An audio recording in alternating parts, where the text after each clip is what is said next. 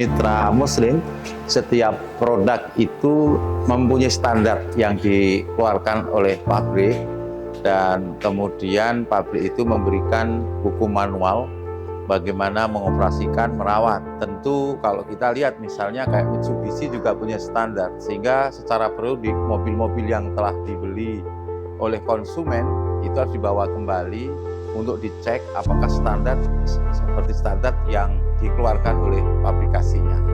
Apalagi manusia itu diciptakan oleh Allah dengan namanya wa ma khalaqna fi ahsani taqwim, adalah sebaik-baiknya makhluk, tentu ada standarisasinya.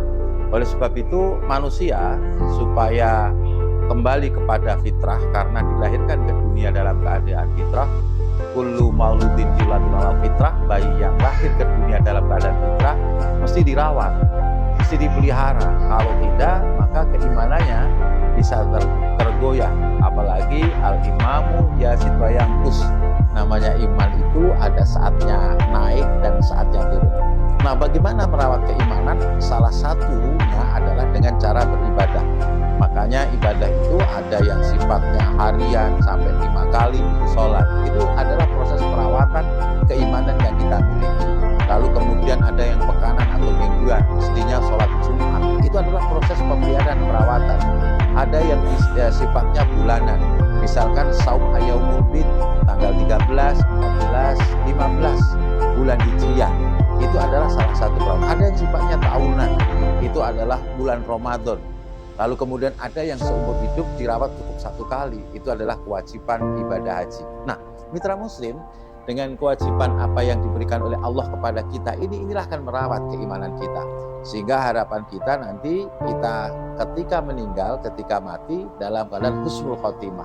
Artinya husnul khotimah itu sama ketika kita dilahirkan dalam keadaan fitrah. Nah, selain itu pemeliharaan daripada keimanan itu adalah dengan proses tarbiyah, sehingga di sana ada namanya evaluasi. Sehingga Rasulullah SAW setiap waktu, setiap saat selesai sholat, beliau selalu balik kanan, duduk menghadap para jamaah, lalu menanyakan satu persatu, siapa yang tadi malam bersedekah, ya siapa yang tadi malam sholat tahajud, siapa yang tadi melakukan kebaikan-kebaikan yang lain.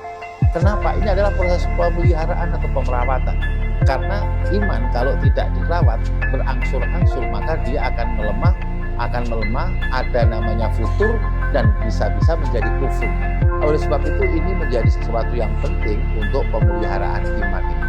Sehingga dengan pemeliharaan iman inilah yang kemudian seluruh kehidupan kita akan tertata dengan baik, akan terjaga dengan baik.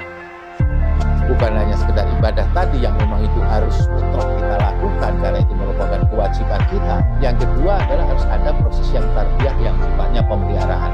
Atau kalau teman-teman aktivis mengatakan harus ada mutabaah, evaluasi daripada kegiatan yaumiyah, kegiatan harian.